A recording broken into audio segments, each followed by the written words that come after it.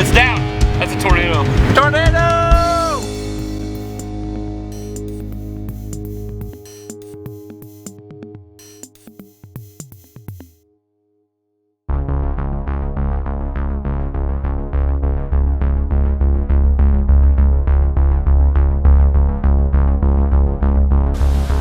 Damaging winds,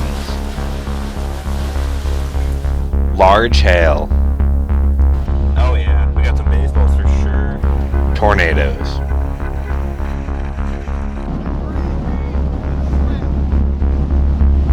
No other place in the world sees the magnitude of severe weather that the United States sees on a yearly basis.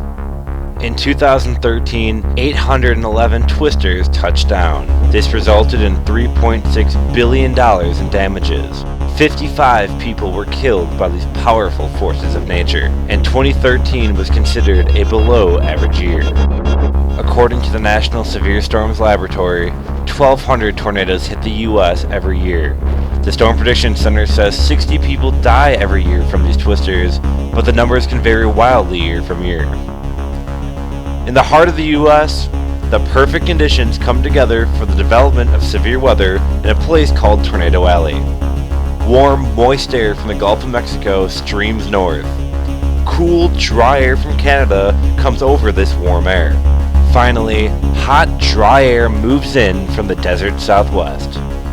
And where all these air masses come together forms an environment ripe for the development of severe weather. While most people fear these deadly storms, a select few actually go out and hunt for it. They're going to chase for three primarily reasons. One is to kind of take everything that I learned in the classroom and put it into real life exercise. So, I mean, you can only learn so much from a textbook, but actually going out, making your own forecast, seeing how everything kind of works together, that's one of the main reasons I chase. I also chase because I stream for WIU News TV3, and getting these live streams out there, not only for this local station, but for more national coverage as well, it really helps people actually perceive the threats a lot more. So if they see the tornado on the ground, they're going to take warnings more seriously than if they just, hear, oh, it's a tornado warning, it's probably going to be another fake one. And I also chase because this year we've added scientific instruments to the mix. So we have the roof-mounted weather instrumentation that can measure all sorts of these weather parameters. But we also added these little small probes that we can put in the path of these tornadoes and hopefully try and collect this data.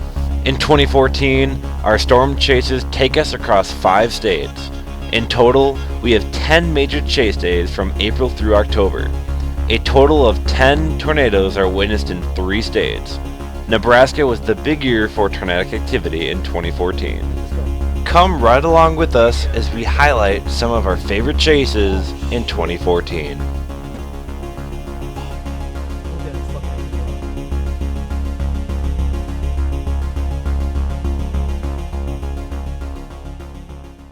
Some severe weather may be heading to Macomb.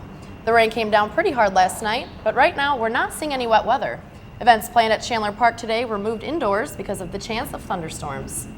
Joining us right now with a look at these strong storms is News 3's Dana Zimmer. Hey, Dana. Hey guys, let's take a look at these pictures sent in by our very own crew. Hailstones the size of golf balls found near Adair, Illinois. Now these were taken by our very own Nicholas Stewart, who is out chasing the storms live as we speak. For live updates, stay posted to our Facebook page and you can get updates on this storm. The severe threat is mainly towards our south in areas of Columbia and St. Louis, Missouri. Now the severe threat for today has stretched all the way from the Gulf Coast to the Midwest, just to give you an idea of how large this line of thunderstorms is. And as we work our way into the evening, this severe threat is going to move northward into our area. So we have some severe weather ahead of us, all of which includes severe thunderstorms, damaging winds, large hails, and even the possibility for some tornado formation. I mean, it's the first chase of the year. I'm just really anxious to get out again. It's been so long. It's been since November the last time, so it's been several months. And just getting out there again, it's kind of been just really, really exciting.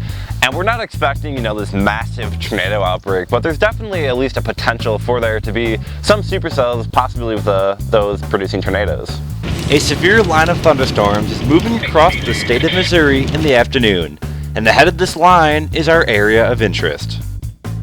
A low pressure center is tracking across Missouri with a warm front and a trailing cold front. Abundant moisture is pooling across the state of Missouri, and it's making an environment very suitable for severe weather. Instability is a lacking factor, but very strong wind shear extends across the region, with wind profiles very favorable for the development of supercells. We target near Osage Beach, Missouri, where moisture, wind shear, and instability, albeit limited, is present. And we should have a good view to the west from there. We're letting it come to us. I'm just trying to figure out where the tornado would be exactly. That's what I'm trying to figure out. It's basically coming straight for Osage Beach. I see like a clear updraft right there. A line of severe thunderstorms is approaching Osage Beach with limited tornadic potential. That is, until a discrete storm fires out ahead of the line and goes tornado warned. We fly southbound down US 54 to get in place ahead of the supercell. Have you guys gotten a recent radar update? Yeah, my recent one's at 420. Mine was at 414, so how does it look? The cell merger in progress. It's going to go nuts.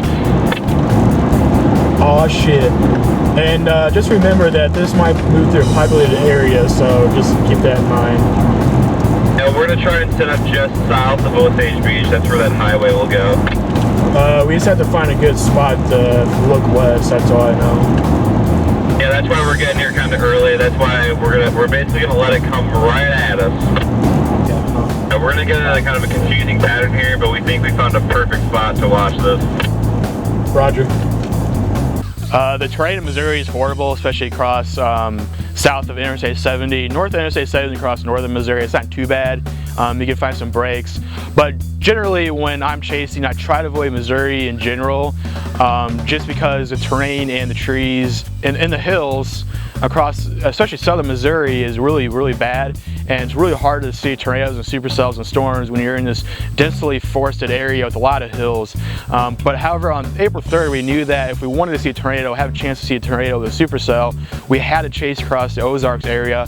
And we actually did end up chasing around the Lake of the Ozarks, which I never thought I'd really actually do, just because that area is really poor road network and really a lot of trees and hills. I think we might be right up here. Roger. Oh my god, yes. Right. There we go. Holy shit. Oh my god. Okay. We are on the interstate and Nick radioed to me that they think they found a really good spot, and I'm like, okay, you know, we're in this really poor terrain area and I didn't really know where they found the spot at, but when we finally pulled off, we had a really good view to the southwest of where the supercell was coming from, and I was actually really shocked that we had such a view and we could see for miles. You know, I just kind of had a hunch, but I honestly didn't think it would be that good. But that turned out to be pretty good. Let's pull up to the right. Okay, pull up. We're good over here.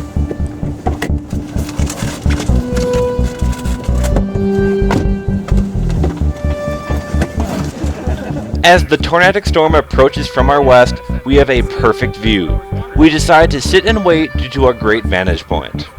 A few minutes later, a new tornado warning is issued and the Osage Beach tornado warning sirens go off. And the tornado sirens have started. Those are creepy. You can hear each individual one going up.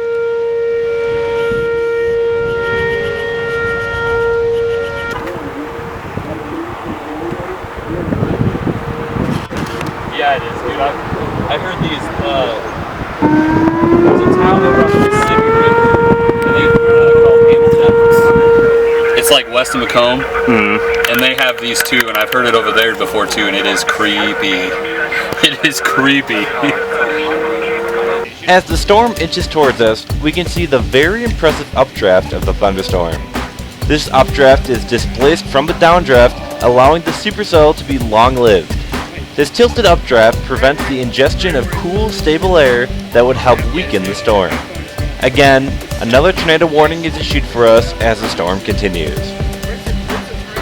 The sirens sound again, warning the residents of Osage Beach.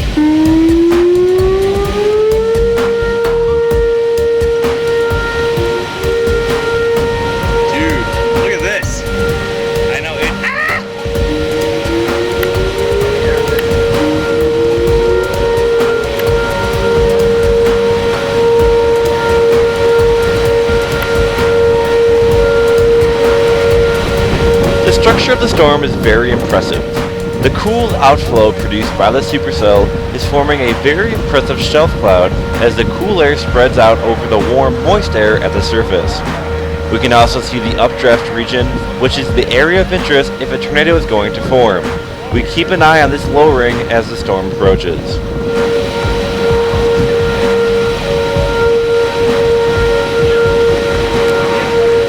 The storm begins to get very near, and so it's time to attempt to stay ahead of the storm. Traffic in this urban area makes it challenging to move quickly.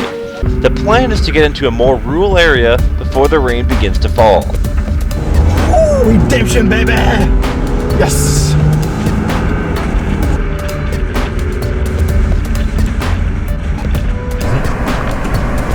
As we leave Osage Beach, the storm is almost on top of us. The tornado warning continues for the next several minutes.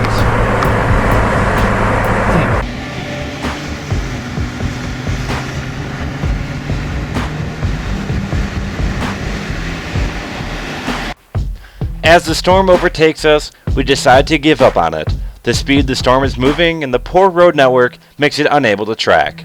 And so we end our first chase of the year, satisfied that we nailed the forecast and we were on a beautiful, perfect storm.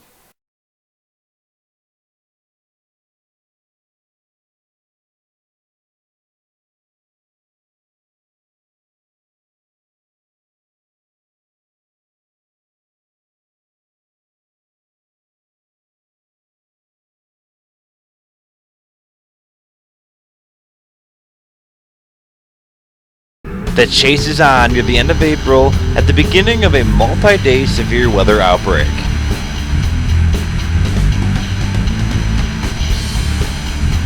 A low pressure center is located over northern Kansas with a trailing dry line and warm front. There are two areas of interest with the storm system, across northern Arkansas and another across eastern Kansas and western Missouri. The team targets the dry line in far eastern Kansas. A couple days leading up to April 27th, looking at the models, I was talking to my friend Sean, who I was going to chase with that day, and I felt like that we had an equal chance to see tornadoes on supercells across far eastern Kansas into western Missouri. And the terrain of Arkansas is really bad, especially across western and central Arkansas. And I have chased across far northwest Arkansas, and it's a really bad terrain. But just looking at the parameters in place that day, it was obvious that Arkansas could have a huge day, but I also felt that we could play the dry line across far eastern Kansas. By early afternoon, thunderstorms are starting to develop, and the team positions to intercept a supercell forming southwest of Fort Scott, Kansas. The storm rapidly intensifies, quickly going severe thunderstorm warnings. Once closer to the storm, a very ominous lowering is protruding from underneath the updraft. This is the area of interest where tornadoes can develop from. Underneath the supercell, it has all the characteristics of a tornadic storm. It's rapidly intensifying with very evident rotation developing. It's almost ready to produce a tornado. When the storm first developed, I had to convince Gene, who I was a good friend of mine who I've chased with several times before. I said we had to go after this northern storm because the storms were moving south to north. We went after the northern one. When we got onto the storm, we parked right underneath the mesocyclone of the storm. We should have parked a little bit more south, but we were just looking at this wall cloud that kind of dissipated, and we're wondering where this new mesocyclone, this new wall cloud is going to form. This tornado. See it spinning out there? Yeah. A weak tornado touches down across the highway. The contrast is very poor and it's hard to see at first. That is, until the storm cycles and drops a stronger tornado very close. And we didn't realize that the new mesocyclone, that new wall cloud, was forming right above us, and a tornado formed several miles out, and we could see the dust rotating. We thought, okay, there's one tornado out there, but then the storm cycled really quick and dropped the tornado. Where's the cone at? Oh, it's right here. There it is. Holy smokes.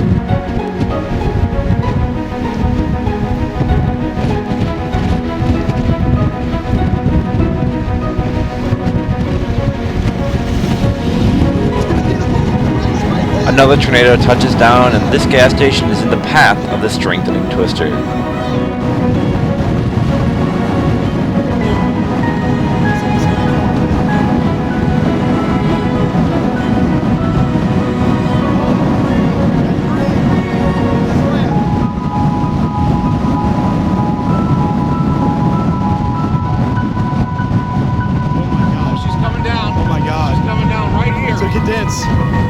The funnel of the tornado is attempting to fully condensate all the way to the ground. Oh my God! Sean, film. So luckily, it moved away from us, only to damage gas stations severely.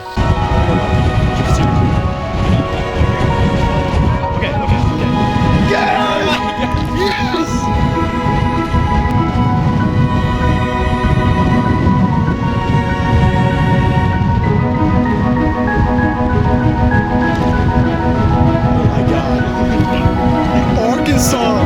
Who wants to go to Arkansas, huh? After filming, the chase is on to follow the tornado. Along the way, the tornado can be seen hitting a few more structures.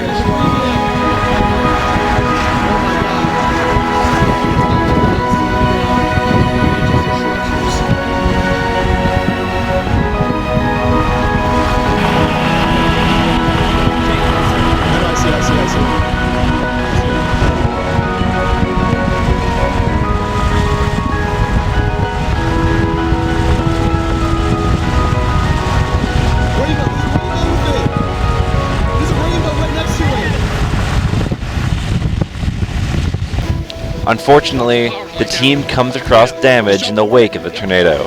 They put the chase on pause to make sure everyone is okay. The tornado is still on the ground and can be seen in the background.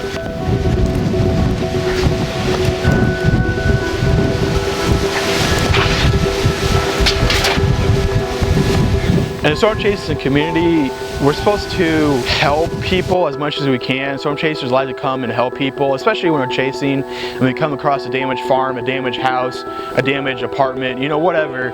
And on that day, we came across a severely damaged farm as a tornado was still going on. And we saw a couple of people sitting outside, so we ran to them and made sure they're okay, make sure nobody else was trapped anywhere, make sure they were not injured.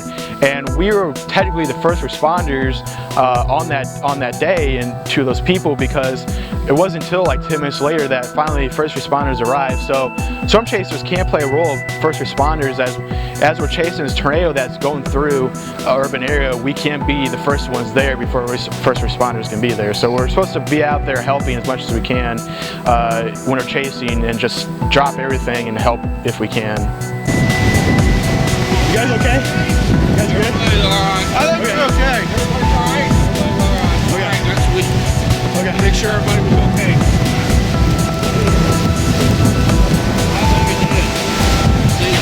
Okay, you want to get back on there? After making sure no one needs help, the chase resumes to follow the now fully condensed Twister.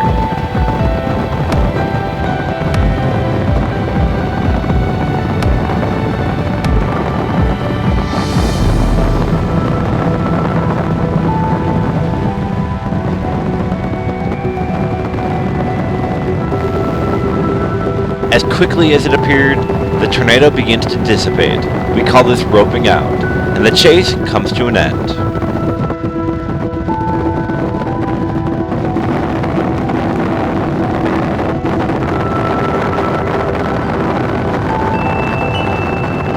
And now the journey home begins after successfully landing the most photogenic tornado of the day in far eastern Kansas.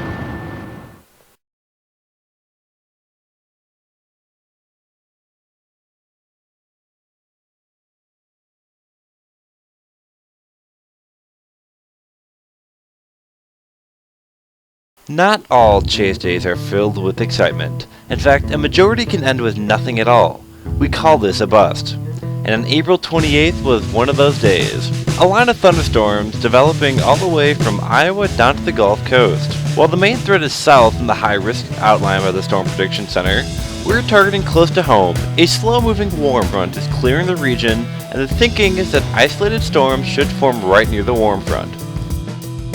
Our high-resolution weather models show discrete storms forming by mid-afternoon, giving us hope that today has some tornadic potential. So we pack up and head out.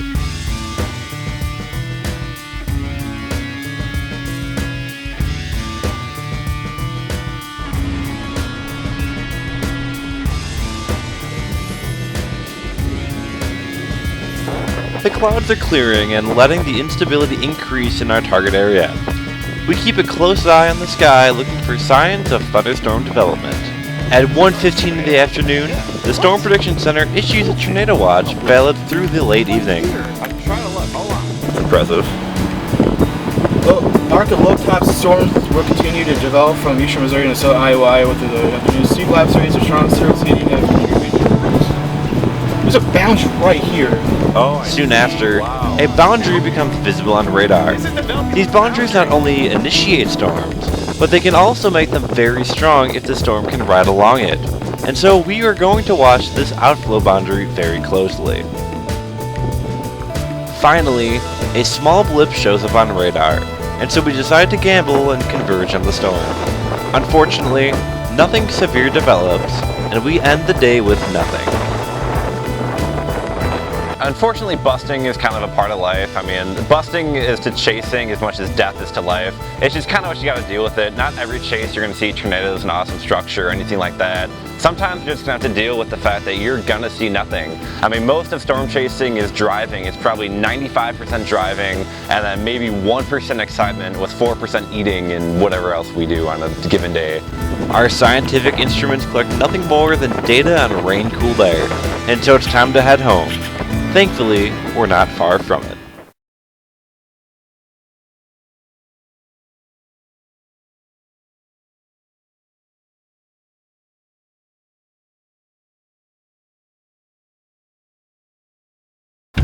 The morning starts with a check of the morning run of the computer models to determine our target. Models are consistent with discrete storms firing in an environment conducive for the formation of tornadoes. Using current conditions as well as model guidance, we start to select our target.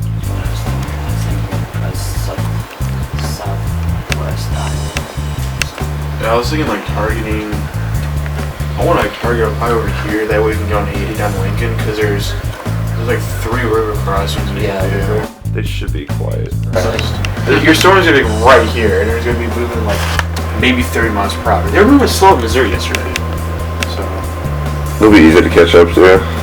Yeah. A strengthening low-pressure center over southern Nebraska has a trailing cold front and a warm front extending towards the Great Lakes. We target the triple point, or the intersection of the warm front, cold front, and the low-pressure center. The preliminary target is just southwest of Lincoln, Nebraska. One thing to keep in mind, depending where we target, is the river crossings, which are not in great numbers if we do have to go back into Iowa. I didn't really think I was going to chase on Mother's Day. It wasn't until the day before that, looking at all the models and looking at the parameters in place, I knew that it would be a really good chance to see tornadic supercells producing multiple tornadoes.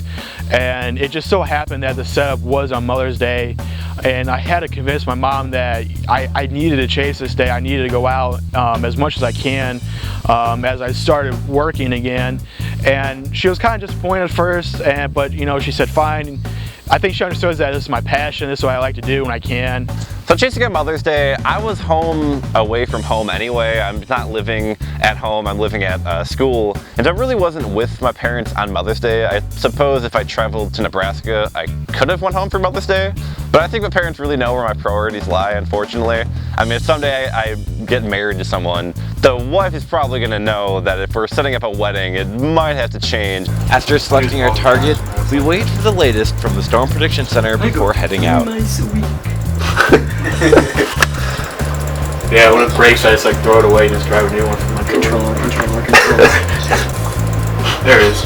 The Storm Prediction Center agrees that southeastern Nebraska looks prime this afternoon, and so it's time to hit the road west.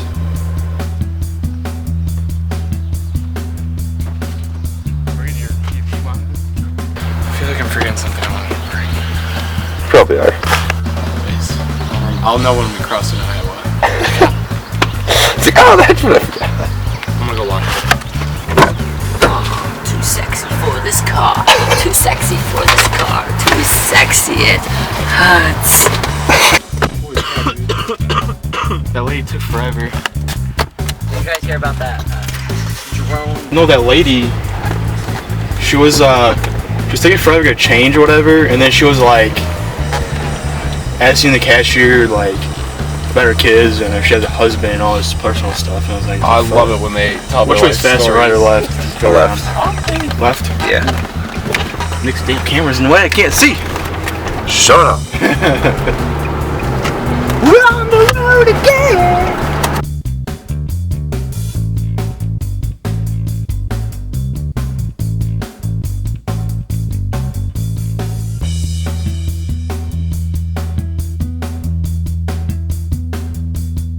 You can touch, you can play, you can say, I'm always yours. Ooh, I'm a Barbie girl in a Barbie world. Like here's the one front right there, maybe?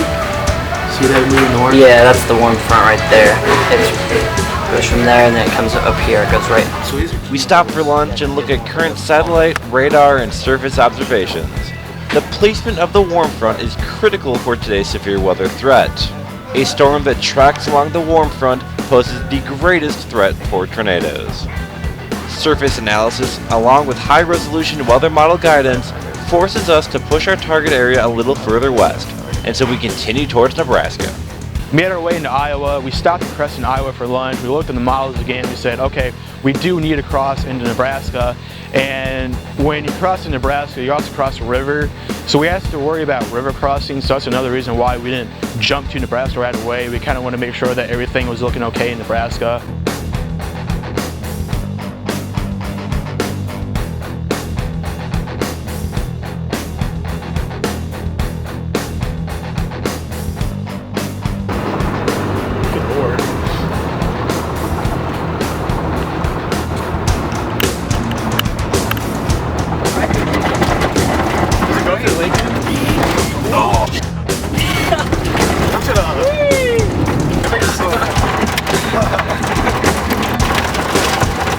Well into Nebraska, the Storm Prediction Center issues a tornado watch for our target area, valid through the evening, with high chances of tornadoes, a few of which may be violent. We start heading towards Exeter, Nebraska, which is our new target. Things should be getting very interesting within the next hour. Maybe they're out checking the property. Summary: a severe weather outbreak, including the potential for very large hail, damaging winds and tornadoes, some of which could be intense, will develop this afternoon into tonight from central Kansas northeastward through eastern Nebraska into central Iowa. A couple changes have been made to the outlook for this issuance. The first change is to add a narrow corridor of enhanced tornado threat across southeast Nebraska into western Iowa. The latest 1 kilometer visible satellite imagery suggests storm initiation is taking place near the surface triple point in Webster County, Nebraska. Moderate instability and strong deep layer shear across southeast Nebraska should result in rapid supercell development, with cells tracking northeastward along the warm front late this afternoon. Enhanced storm relative helicity along the warm front should be very favorable for tornadoes. At this point, confidence is great enough to warrant adding a 15% tornado probability contour from Fillmore County, Nebraska, northeastward across the vicinity of Omaha, Nebraska to just west of Des Moines, Iowa. A long-track, strong tornado may occur along this corridor late this afternoon. We're dead in the middle. It's the her. It's got to be the her. They look at that her, and it's been so consistent. Woo, we made the right choice. So I live and die by the HR cubed or the high resolution rapid refresh model. That's because, I mean, it's got such a good track record for me in the past, and a lot of chase days that I have, I'm going to trust probably the HRR more than any other model that there is. The her that day was very consistent. Several mile runs in a row all showed a supercell forming around Lincoln, Nebraska, and tracking northeast along a warm front. A storm begins to initiate along the warm front, and it very quickly explodes into a monster supercell, and the rotation is really beginning to ramp up. As we approach the storm chasers closer to it report a large tornado near Sutton, Nebraska. As we approach from the east, we can see the distant 3/4 mile wide tornado. In front of us somewhere, maybe to the RFD might be picking up the... Yeah, that might be RFD. It's definitely, see that out there? Yeah, totally. Is that RFD? Or is that just like the light of the clouds behind us? No, that's definitely something down there. Okay, it would be right up here somewhere. What in the Something's getting kicked up. We can now start seeing the structure of this high precipitation supercell. We continue to fly westward to get into a position to intercept the storm.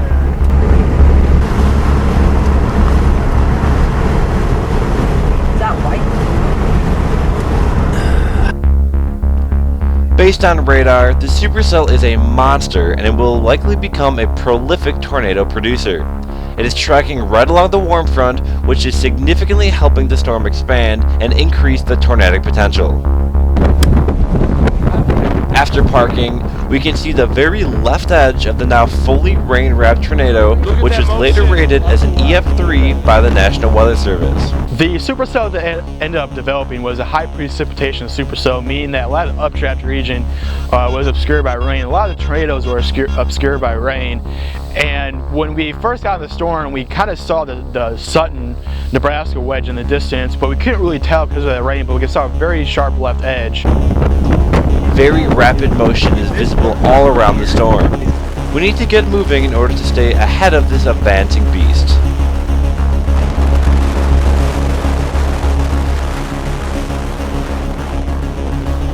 Off to our north, another large tornado peeks through the rain. Again, the poor contrast makes it hard to see unless you know what you're looking for and where to look. That's gotta be it. That's it. That's it. That is a tornado. Yeah, tornado, for sure.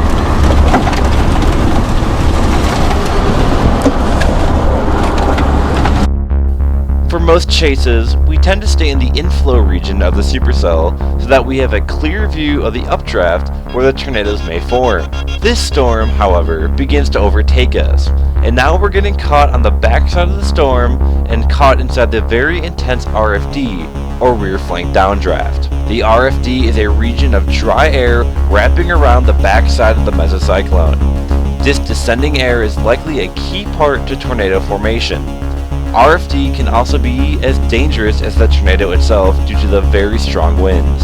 As we begin to drop south away from the storm, the RFD brings down this set of high-tension power lines to our south.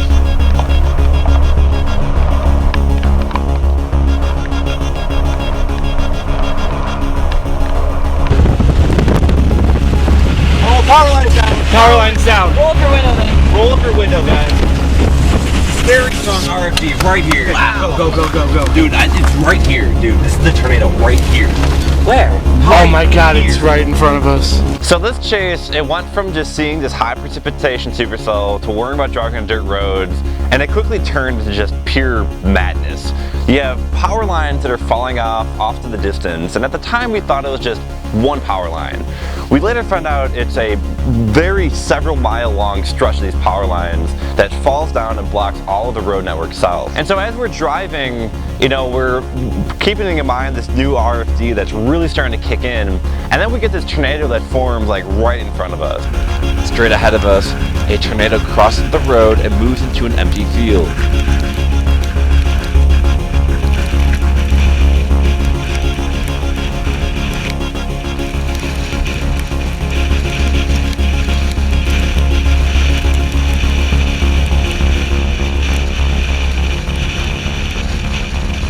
Oh, Right there right it is. Turn it on the ground. Turn it on the ground. Right there. I see it. Roll down your window. Right there. There it is. Stop. There it is. We're good then. Just keep going south a little. I know. We're going. So our attention changes from this RFD that's really just destroying our car to this tornado that's not right in front of us. And in that couple of seconds there, we completely forget about the fact that these huge high tension power lines just fell down maybe a half a mile south of us. Fire line. Okay, we're trapped.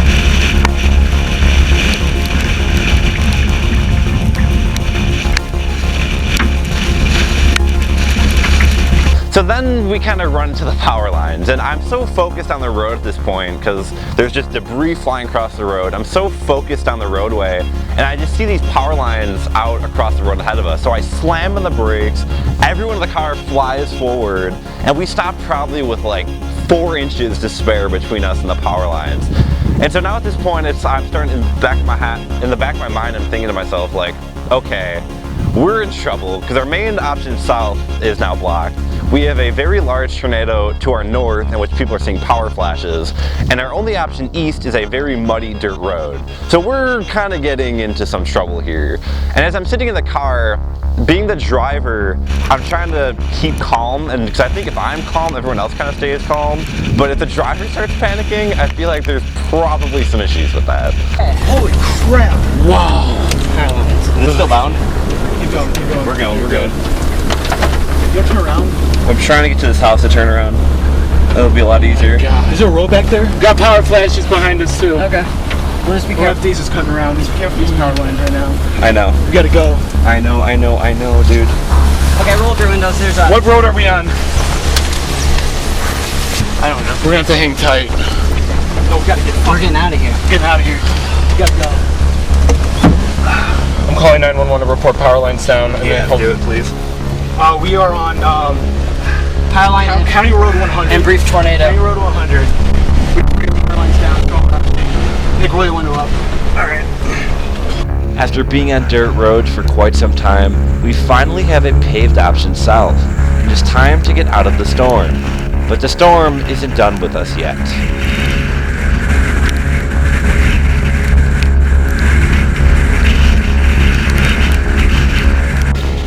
A tornado forms in the field off to our east, but our focus switches to the very powerful RFD that's about to impact us. I'm not even looking at the tornado. Oh my God, we gotta go. This is it. Oh, Keep going, he's out. Go, go, go, go. These are right currents. I don't know what the hell this is. Dude, pass him. Pass him. Go, go, go, go, go. Just go. Just go. We gotta go. I don't know who this is. Can't see anything, guys.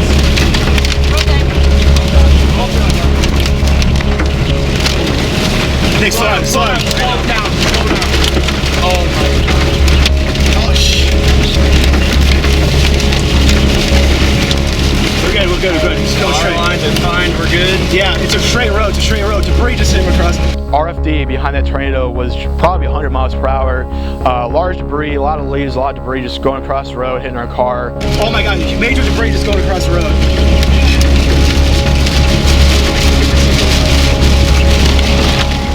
The high tension wires that we saw get knocked down a few miles west of here also knocked down this set, and it's blocking our route.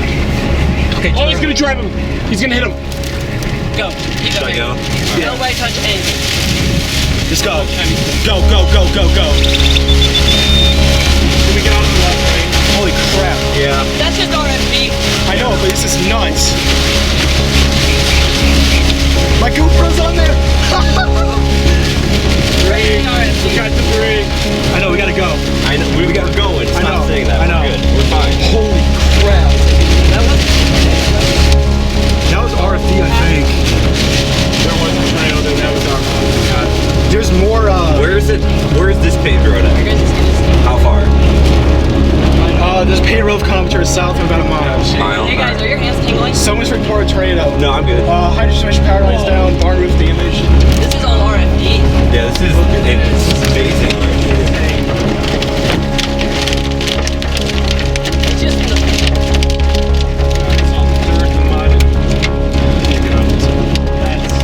let's say sit. Excellent driving, Nick. Once we got out of the RFD, another tornado formed right in front of us. So that day we had a bunch of close range tornadoes forming in front of us, and luckily they all moved away from us, and we did not get impacted by any tornadoes that day. Right here, tornado.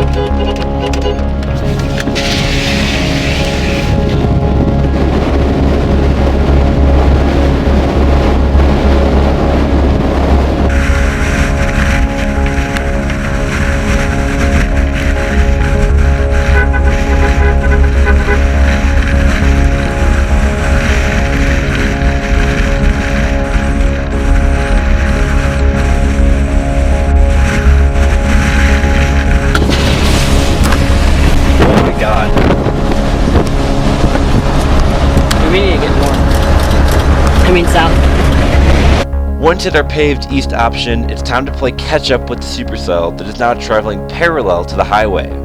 The tornado sirens are sounding in the town of Friend, Nebraska, warning the residents as we pass through.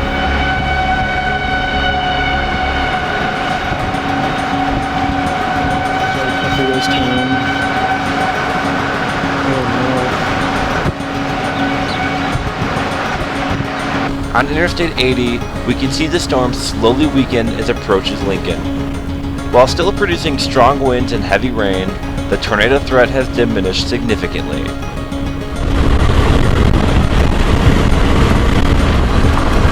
We stopped to shoot some lightning before making the journey back home. Oh! Yeah, I got it. Holy smokes.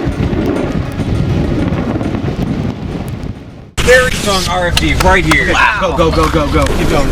We're going. We gotta go. I know, dude. No, we gotta get. We're getting out of here. Getting out of here. We gotta go. Oh my God, we gotta go. This is it. Oh, Keep going, south. Go. Pass him. Go. Just go. We gotta go. Just go. Go. I know, we gotta go. I know, we're going. Stop saying that. I know. We're good. We're fine. Holy crap.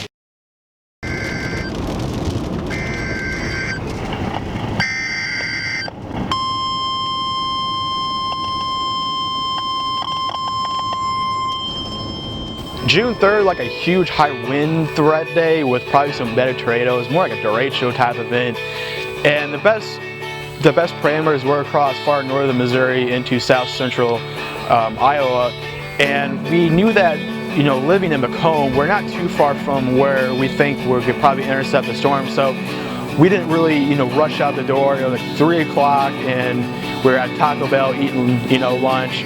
And we saw the high risk, come out, and we were like, we saw that coming. So it wasn't really till 3 o'clock that we finally decided to leave Macomb and head westward to intercept the developing derecho, just because we didn't have to go that far, maybe 2 hours, 2 to 3 hours at most. So we were luckily able to take our time and not rush out the door for this day. The Storm Prediction Center issues a rare high risk for severe weather, which includes much of Iowa. A developing complex of thunderstorms is diving through the central Midwest with very strong winds, and this is our target area. We get into position ahead of this massive line as it moves towards southern Iowa.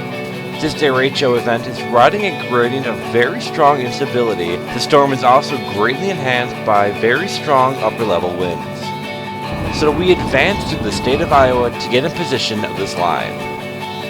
As we approach, the Storm Prediction Center issues a discussion concerning our storm. Summary: significant tornado and wind damage threat is increasing across parts of far eastern Nebraska into southwestern Iowa and northern Missouri near the warm front. This threat will shift east-southeast into southeast Iowa, Nebraska, and northeast Missouri later this evening. A new tornado watch will be needed in the next 1 to 2 hours. Before long, we are almost in position for this monster storm. Heavy rain out ahead of the storm hides what's lurking only a couple miles away. Then, the storm goes tornadic. Hazard, tornado,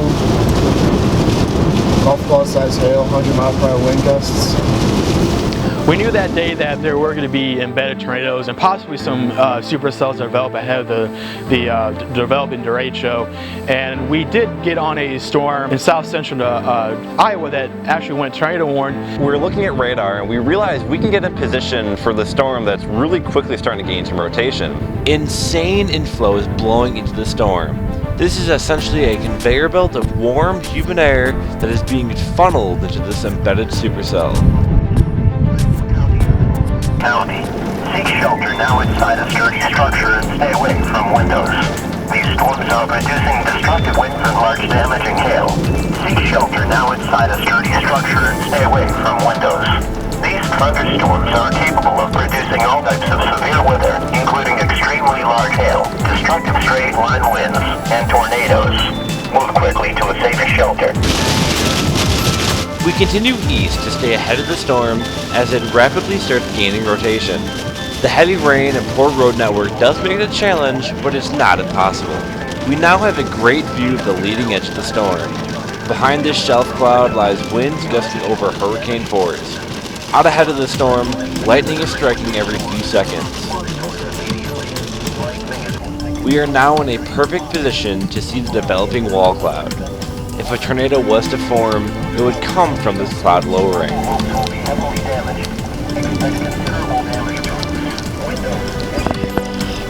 And then with a matter of like 10 minutes, We go from thinking we're just going to get some strong wind to the fact that we're in a perfect spot to see a tornado from this wall cloud that's developing.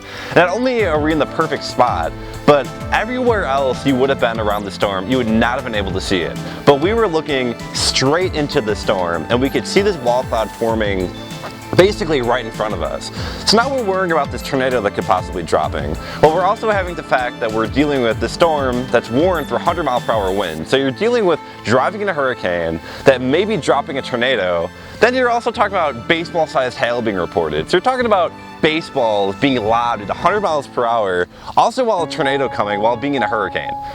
It's kind of a little bit frightening. Okay, we'll continue on this road. I mean, if the tornado's gonna form, it's gonna be right there in that clear slot.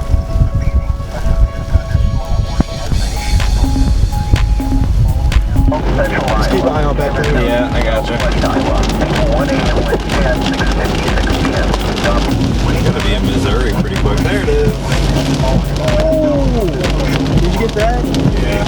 Welcome to Missouri. Welcome to Missouri. We get grade like 5 CGs. It's hail? You got hail all over the side of the road. Whoa. It's hail through here. Yeah, let me run. Let me go get some. So we pull over to collect some and report the size to the National Weather Service.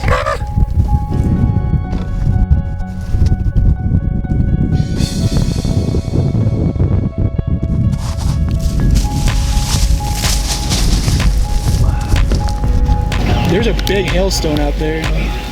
Did you get that big hailstone? Which one?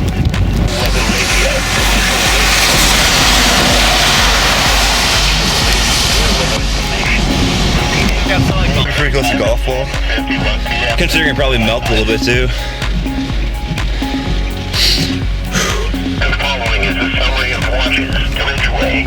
That's I mean, that is like golf ball. That's very close to golf ball. Expected hazards include 90 miles per hour wind gusts. Now the main wind portion of the storm starts kicking in. We measure wind speed 60 to 70 miles per hour in this portion of the storm.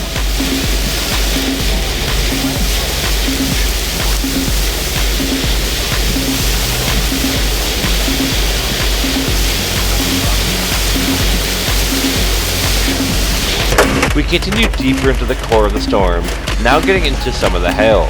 The hail size ranges from quarters to pennies.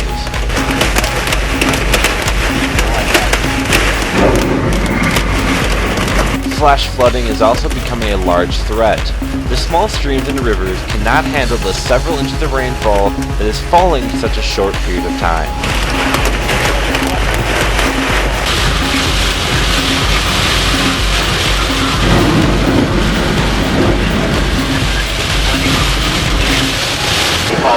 We encounter a roadway that is completely covered by water.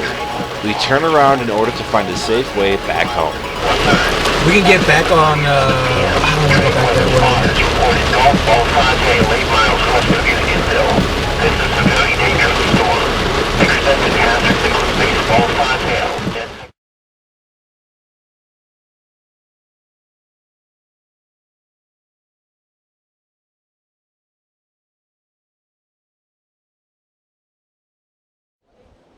So for June 14th, we had 3 goals that Rich and I set up.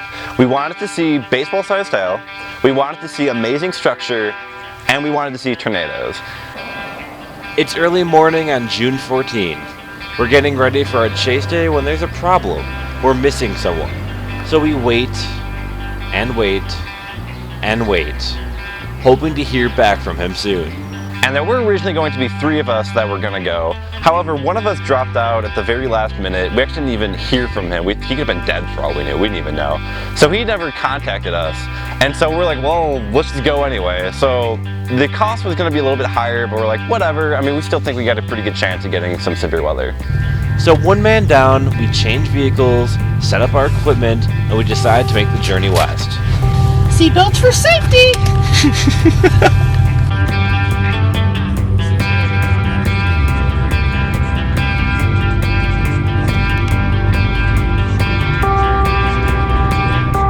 The hurricane kind of paints a similar situation with like these isolated cells that fire at 23Z and they kind of continue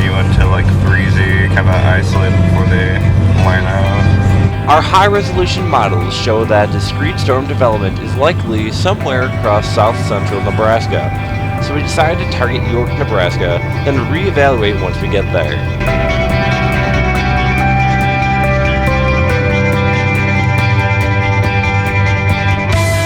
Jake posted a photo online, hopefully foreshadowing today's event.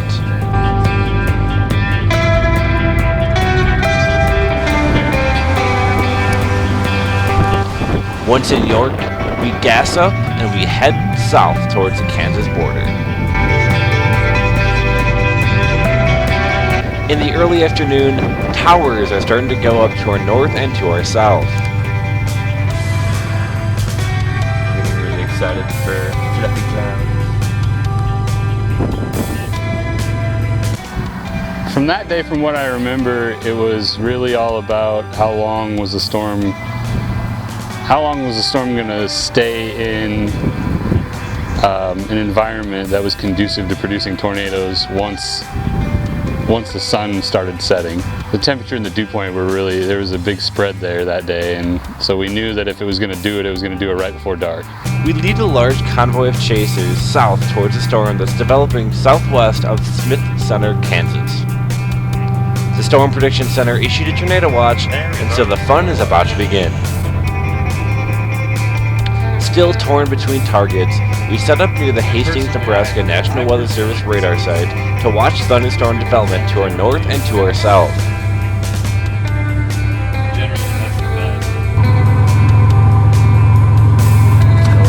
Turn the GoPro on and give ourselves a little time lapse. The southern storm goes tornado warned, and so we decide to jump on it. As we approach, we have a beautiful view from over 30 miles away due to the fantastic chasing terrain in northern Kansas. As we get close, we can start to see the features of the severe warned storm.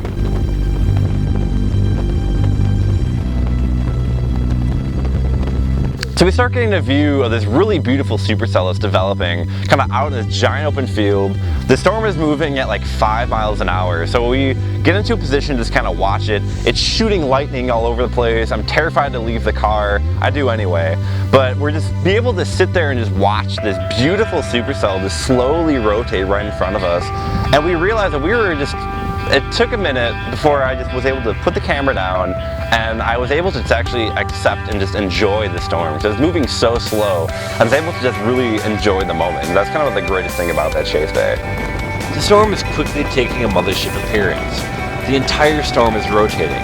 However, due to the high cloud base, due to the limited moisture, the tornado threat is not very high at the moment.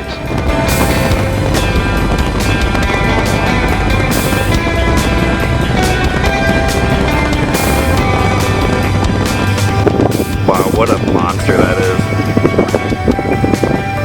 I finally just started actually look at it, like holy shit. Yeah.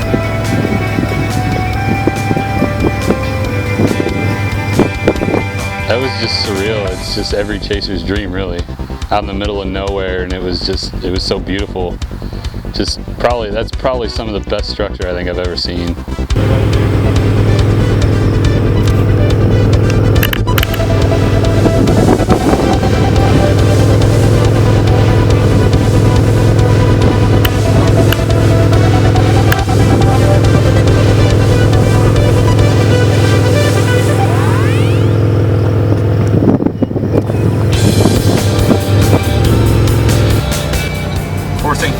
Associated with this feature and convergence along outflow boundaries augmented by northeasterly near-surface winds should be sufficient to sustain the storms the next few hours.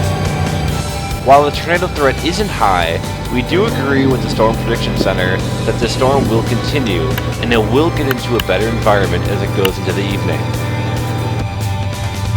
A time lapse of the supercell shows the mid-level rotation that is very present.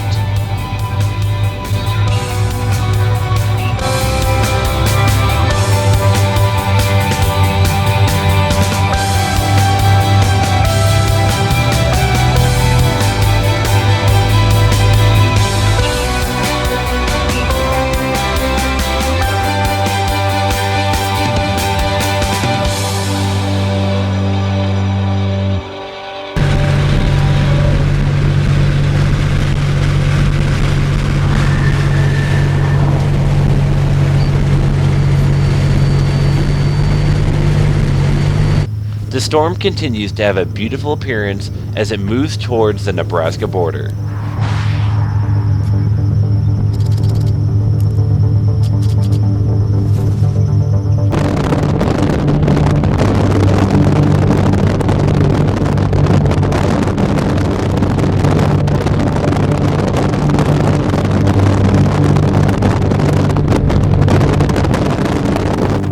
As the sun sets, we let the storm gain some ground on us so we can view the full structure.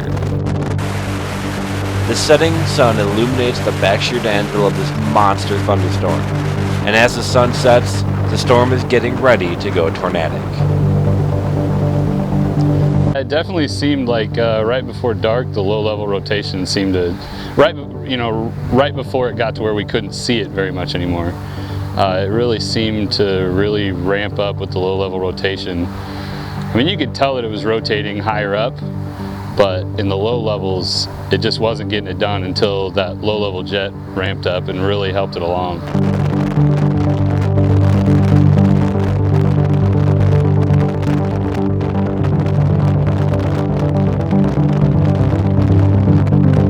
A tornado warning is issued as the low-level rotation begins to increase.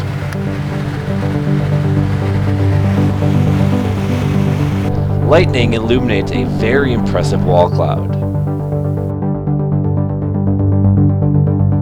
It's massive. It's a massive wall cloud.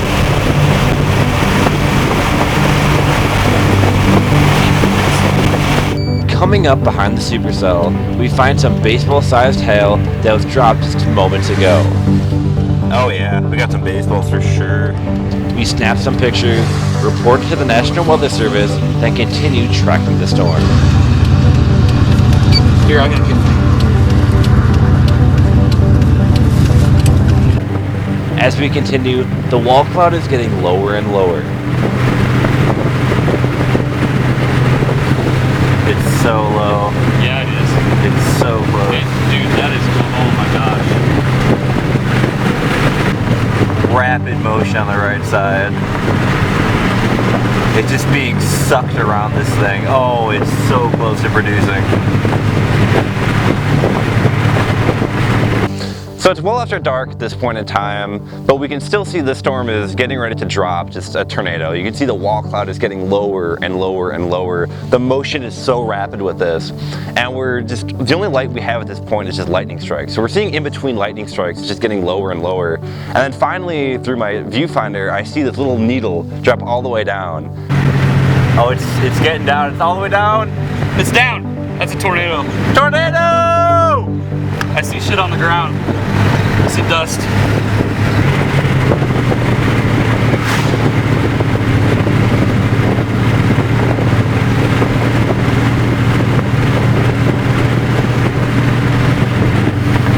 And it just was like, yes, we did it. We finally did it. And we got all three things that we wanted that day. And it was just like, yes!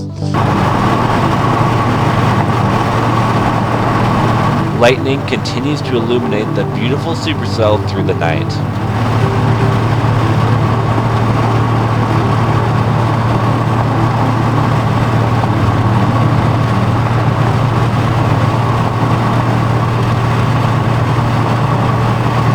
Then, the tornado drops one more tornado for us right before we call off the chase. We track it for 5 hours across northern Kansas, and it goes into Nebraska, and we were just so patient with this storm because we knew eventually it would give it up, and finally it did well after dark. And if it was just daytime, it would have been just so awesome. I mean, the structure on this thing was just beautiful. The photos would have been awesome, but whatever, we got the tornado, so I'm not complaining.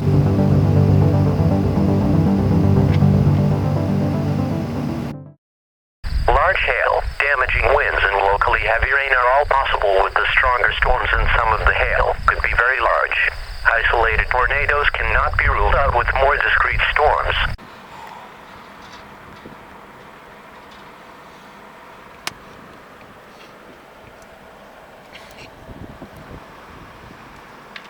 No, it really burns. Let's go.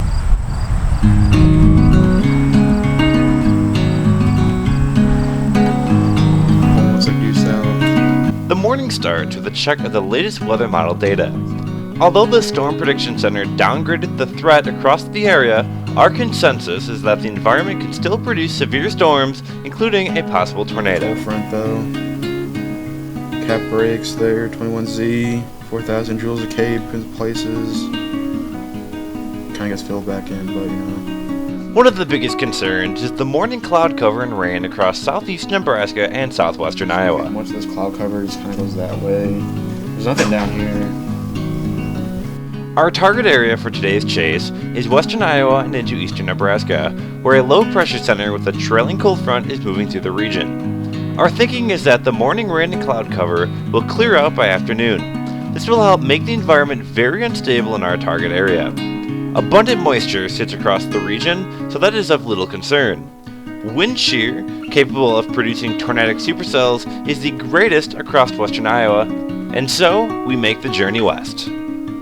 Looking at the parameters a couple days leading up to August 31st, we felt that far western Iowa would probably be our best spot. We did not really like Nebraska. Even that day, we did not see anything in Nebraska that would convince us to go to Nebraska. And a lot of chasers did up going to Nebraska.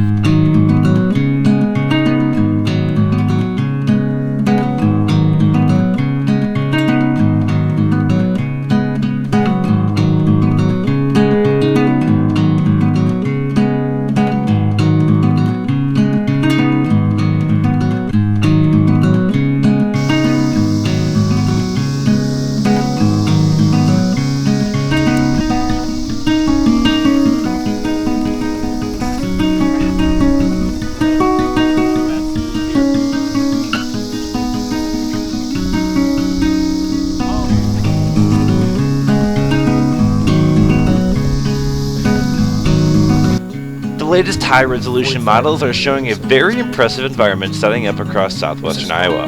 CAPE, or Convective Available Potential Energy, values are in excess of 4,500 with a very impressive 50-plus knots of shear. The models are also showing a discrete thunderstorm firing in western Iowa, which can take advantage of these very potent parameters. There's some clouds coming over us and some rain coming. But there's a sharp clearing line going through Lincoln right now, and then when that clearing comes through, it'll help destabilize the atmosphere later on this afternoon. And just like the RAP mesoanalysis just shows really high supercell composite, over like 20 across southwest Iowa by like late this afternoon and early evening. So any storm in that environment will be like the supercell. Just keep producing a tornado if we can stay isolated, so that's what we're hoping for right now. And so we continue west, closer to the Nebraska border. Thunderstorms have begun to develop along the cold front near Norfolk, Nebraska, and along the warm sector south of Lincoln, Nebraska. Neither of these areas scream tornadic potential, so we are waiting for a discrete storm to fire ahead of the front somewhere in western Iowa to take full advantage of the amazing parameters in place. The National Weather Service has issued Tornado Watch number 479, effective until 9 p.m. This watch includes the following counties. In Nebraska, Burt, Cass, Dodge, Douglas, Otto, Sarpy, Saunders, and Washington. And the following counties. In Iowa, Harrison, Mills and Potawatomi. Remember, a tornado watch means that conditions are favorable for the development of severe weather, including tornadoes, large hail and damaging winds, and close to the watch area. While severe weather may not be imminent, persons should remain alert for rapidly changing weather conditions and listen for later statements and possible warnings. Stay tuned to NOAA Weather Radio, broadcast radio and television outlets, or internet sources for the latest severe weather information. It's game time now. The Storm Prediction Center issues a tornado watch for western Iowa and eastern Nebraska through the late evening hours. We patiently wait in western Iowa and choose not to go after the disorganized storms forming in Nebraska. We keep an eye on the horizon and wait for development to form ahead of the front.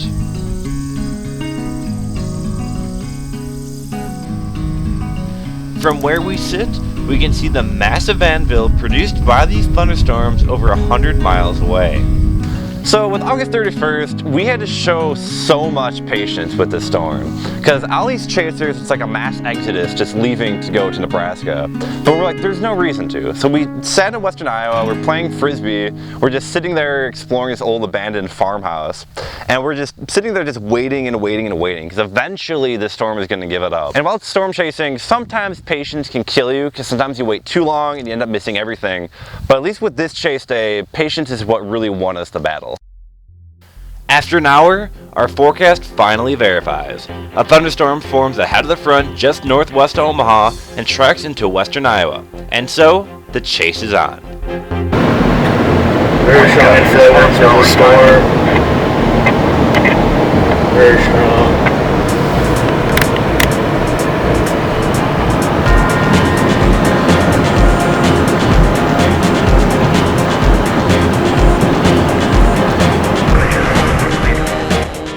As we approach the storm, it is a very impressive radar signature. We'll be underneath the mesocyclone in just moments.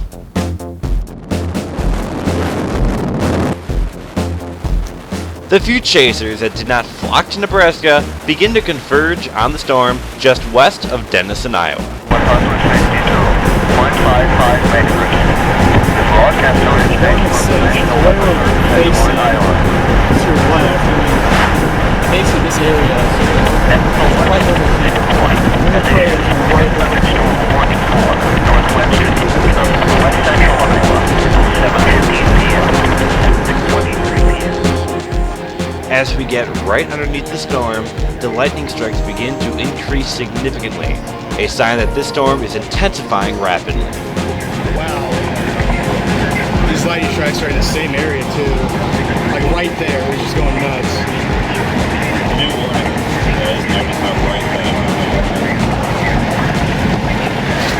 The lightning with the supercell was probably the most intense lightning I've ever seen. It was just single stroke lightning. It just came down really fast and it was just one. It didn't come down a couple times.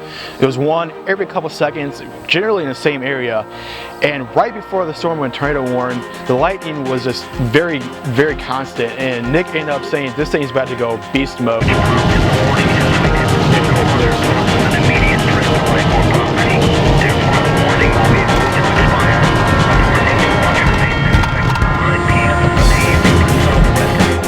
As we get ahead of the storm, we can look right into the belly of the beast. A very low and rapidly rotating wall cloud is present. The tornadic potential begins to increase with our storm.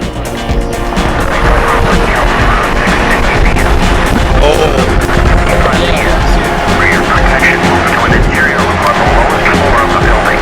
Repeating, a severe thunderstorm warning remains expected till 7 p.m. in the following county.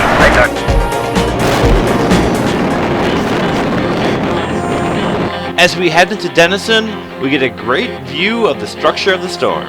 We can see the full mesocyclone, which is a rotating column of air inside the supercell thunderstorm. The wall cloud is a lowering from the cloud base where the strongest updraft is located. Tornadoes often form from these wall clouds, although they do not always produce tornadoes. Finally, the inflow band, sometimes called the tail cloud, which is a conveyor belt of warm and humid air that is fueling the storm. So as we're coming up on the supercell, we can look just straight up into it, and you can see the beautiful inflow band feeding all this warm, moist air into it. You can see this wall cloud that's slowly starting to develop, and the rotation starting to increase. We can look straight up at the mesocyclone. The whole storm is rotating, and it's at that moment in time when I'm just sitting there driving right into this thing. I'm like, this is why I chase. It was the most beautiful storm I think I've seen all year, and it's just shooting lightning everywhere. I knew the thing could kill me at any moment, and I've just never been to anything just so powerful. It's just so beautiful, and it was just like awesome.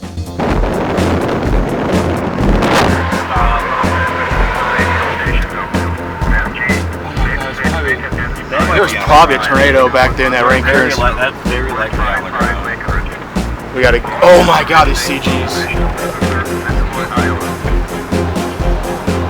We gotta go.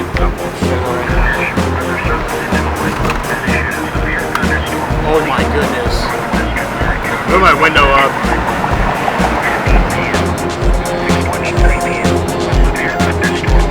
You saw the rain bands? So much scud in those rain bands. They're very likely.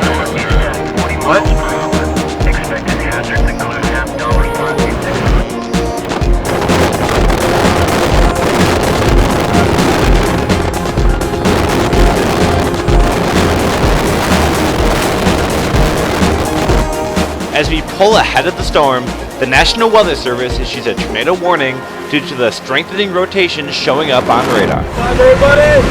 Yes!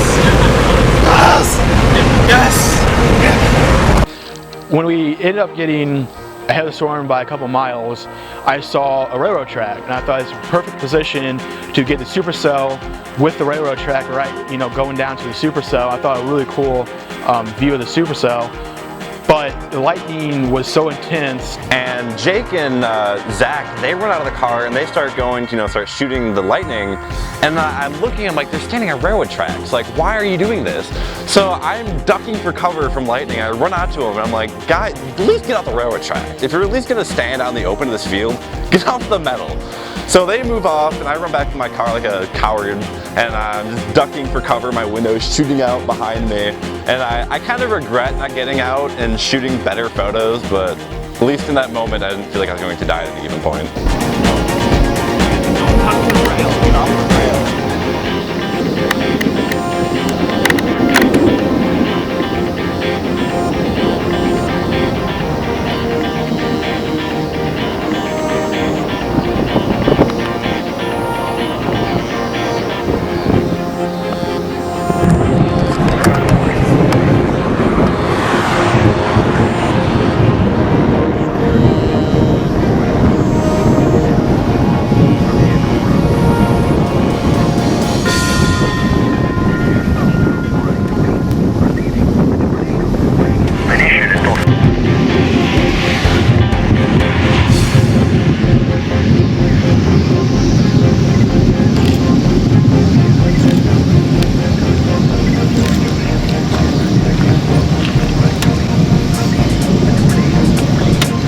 And I was actually able to catch a lightning that struck probably no less than probably half a mile from me before I got back to the van and we went more eastward. So lightning that day was very dangerous.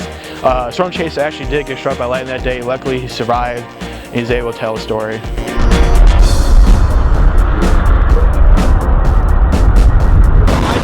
We continue to try and get ahead of the storm.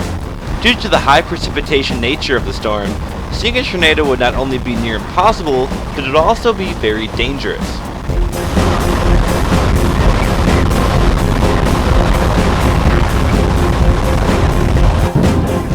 Once ahead of the storm, the cold front has taken over and the storm transitioned into a more linear mode. The tornadic potential drops as the straight line wind and flash flooding threat takes over.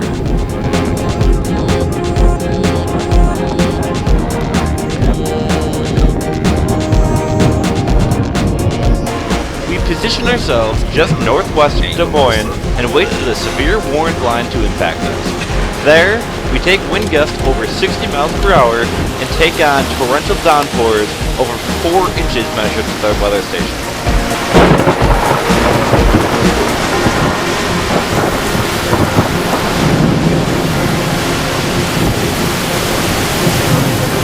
Just keep hitting the button every time I turn it off. The top one. Top left.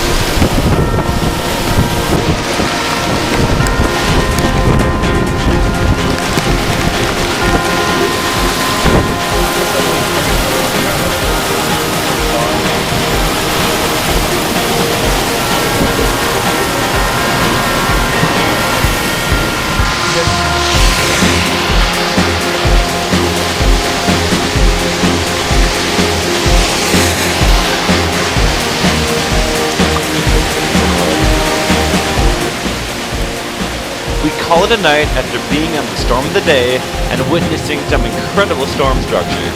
As the Labor Day weekend comes to a close, the unofficial end of summer is now here. And now, we hope for some fall setup later on in the year.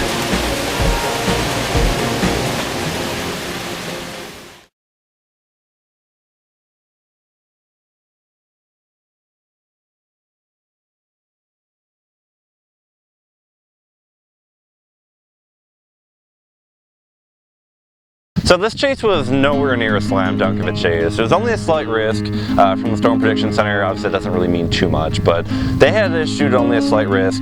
The parameters weren't amazing. It looked much better a few days in advance, but it really kind of weakened. But you know, I didn't have anything to do that day. My classes were canceled. You know, I haven't seen storms in a while, so it's like, you know, why not? Let's, you know, see what we can make out of today. Thunderstorms begin to develop in the afternoon of October 1st in far southern Kansas. As we get into position, the question is, which storm should we target? The northern storms or the southern storm?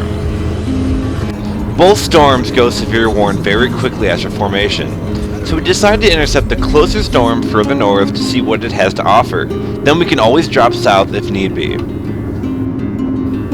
Once on top of the hill, the storm was much better organized than we anticipated. A low wall cloud with a lot of motion, as well as a clear avenue of warm and humid inflow, sat in an open field out ahead of us. On radar, it kind of looked like it was one of those in-between storms that could do it really quick and then be completely done. And so when we pulled up on that and finally got a view of it, it really kind of surprised me that it had that good looking of a wall cloud, and just you could see the motion. The motion was really, it was quite intense actually, and that's what caught my attention. Between the massive wall cloud and the really strong motion, it just really caught my attention and surprised me.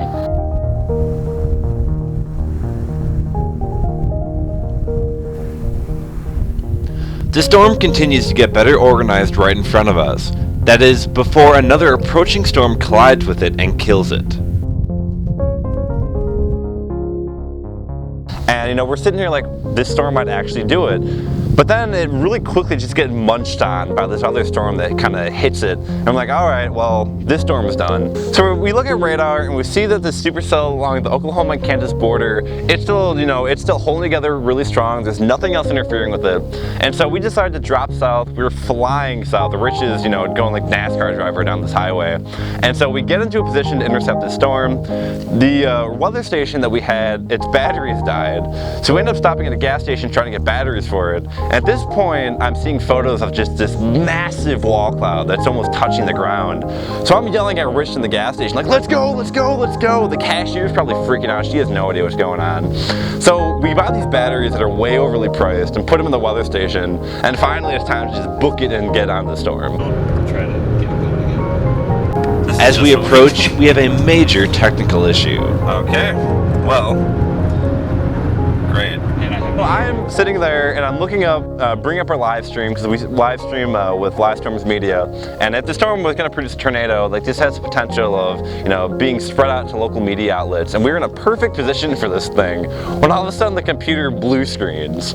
And it's like, oh no, like we just lost radar, we lost all of our weather model information, and we lost our live stream. So I'm like, all right, whatever, there's not much we can do about that. So I reboot the computer. And then we kind of hit the bigger problem, which is the fact that Windows has to install like 78,000 Windows update packets. And this took like 20 minutes, and I'm sitting there in the car like freaking out, like, oh, this day is ruined. When we're outside the window, there's this beautiful wall cloud that's barely above the ground. And at some point I just had to accept the fact that, you know what, whatever, I gotta put this aside and just kind of enjoy the moment. Perfect, perfect, perfect. Hang on. The computer issue, it's because I was in the car. That always seems to happen anytime I'm in there, especially with my equipment. I don't know why, couldn't tell you. The major wall cloud has tons of rising motion and the whole thing is spinning rapidly. We were in a perfect position as the storm was going to drop a tornado. Unfortunately, it starts getting disorganized. We decide to move ahead of it and stay ahead of the storm. And as we pull into Joplin, we're getting ready to kind of follow the storm into Missouri, but the storm, it just vanishes. The storm goes from being this beautiful, beautiful supercell to just nothing. And I can't really even explain what happened. It just hit such stable air, it just completely undercut the storm and just destroyed it. And so we sat in Joplin, and we were able to actually see the top half of the supercell kind of kept going for a while. Beautiful structure kind of kept going, but it was producing no rain, no lightning or anything. And so the chase kind of ended there in Joplin. I mean, thankfully Joplin itself didn't get hit, because that would have been another disaster there.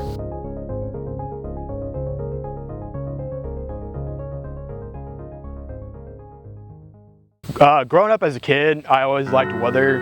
I didn't know that people actually went out and storm chased. I knew that there were, maybe a couple people that actually did go out and storm chase for research purposes only, not really just as a hobby.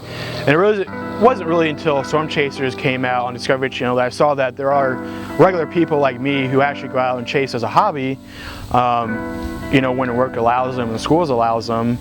And in 2011, I was able to chase after getting my license, and I was able to drive maybe just a couple hours away from my house and actually chase the storm and see the storm out in the middle of nowhere instead of waiting for that storm to hit my house. So I've always been into storms. I mean, in kindergarten, I wrote down as like my future occupation was storm chaser at the point. So again, like Jake, I also thought this was just an occupation you just do. A long time ago, I did see a weak tornado north of Macomb with my dad. But at the time, I never really thought about getting into weather then. And even when I saw that, I was like, yeah, that's cool. That might be a once in a lifetime thing. I may never see that again. But I got to college and I didn't know what I wanted to do because I kind of wanted to do aviation, but I didn't want to do all the schooling that I knew came along with that and not have a job for as long as I knew I might not have one. And so I just I was undeclared for a year and a half, and then they basically told me I had to declare in something, and I went, well, let's try meteorology. That sounds fun. And that was right around the time that I saw my first tornado, and that's when, just in about a month's time, I was like, yes, I did exactly what I needed to do with my life. So then after I got my driver's license in 2010, I think it was 2010, we started chasing more and more, kind of starting then, and I was just a noob at chasing. Like, I had no idea what I was doing. I looked at Storm Prediction Center outlooks, I'm like, let's just target the bullseye and go there.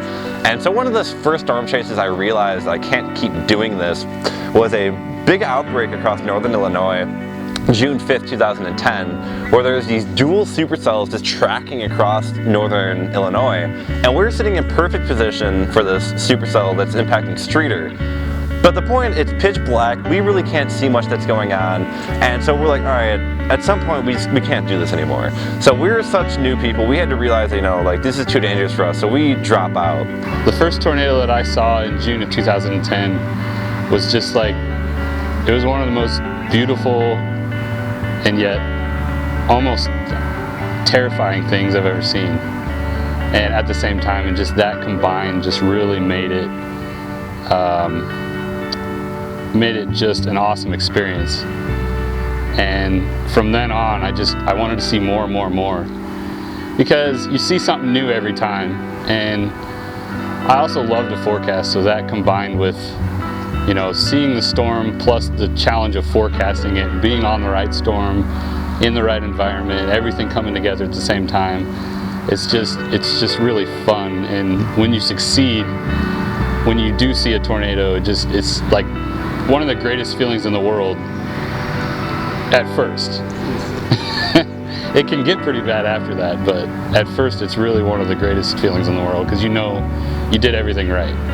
And ever since that day is when I realized, I want to get better. I want to do this, and I want to become better. I want to be able to see these tornadoes. And so since that day, I started looking more into, weather forecasting. And that's kind of the day I really realized I wanted to do meteorology as a major in college. So I went to Western Illinois University. I started there, started taking meteorology classes. I met just a ton of different people to go storm chasing with, and we just kind of had the time of our lives starting at that point. And I like to chase because it's just amazing to me what Mother Nature can do in the atmosphere, what it can do. And we're out chasing, and it's just you and a supercell. You're not worried about work back at home. You're not worried about school. You're not worried about any other life problems. You're so focused on the storm, and you're just so amazed at what the atmosphere can do and its capability. And there's just nothing better than just being in the middle of nowhere, you in a storm, just watching something so amazing. And then while storm chasing, it's really just you, your best friends, you're just looking at the storm. Like Jake said, you just kind of forget about everything else that's going on. You can just really enjoy each other's company and just look at this beautiful storm that's developing. And that's really why I chase. It's to go on the road, it's to travel, hundreds of miles across no man's land, Illinois, or Nebraska, or Kansas, or Oklahoma, wherever we end up, and just traveling, seeing all these cool places, and seeing all these beautiful storms. And really in 2012, that's when it really took off, when I tagged along with my good friend Gene from PDS storm tours, and we saw several tornadoes in Kansas on a high-risk day, and that pretty much just convinced me that I want to chase as much as I can. Seeing tornadoes in person is a lot different than seeing them on TV. It's just something about them in person. It's just way different, a lot better experience. And just ever since then, I've been addicted to storm chasing. It's kind of like a drug. I mean, once you're addicted to it, you can't stop storm chasing. Nobody ever quits storm chasing.